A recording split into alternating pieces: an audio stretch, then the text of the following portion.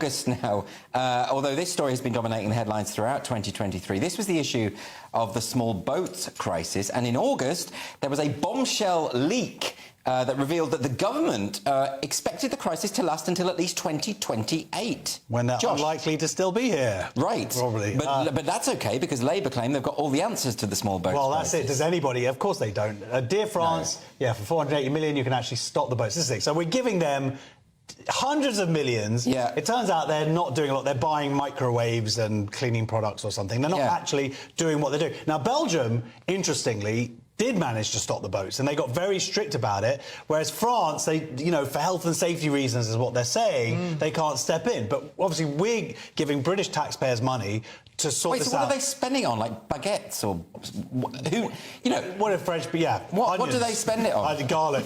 bunch of onions. But it's a real issue. This is not going away.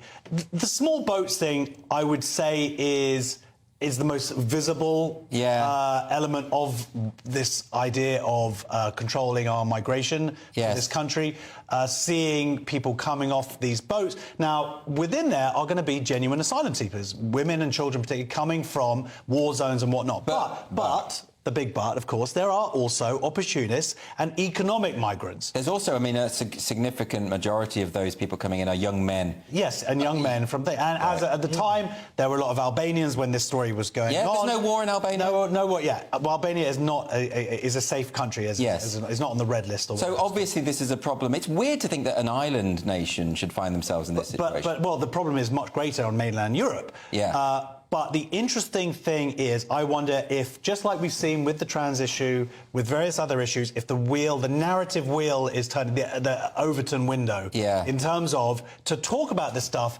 doesn't necessarily automatically make you a bigot straight away, which of course it did a few years ago. No, that's the problem, isn't it, Lewis? So, you know, that a lot of people have said we shouldn't be able to have a debate about this because there is a good side and a bad side. Actually, as with all issues, there's an element of nuance. And I don't know why I'm asking you about nuance, because it's not a concept with which you're familiar.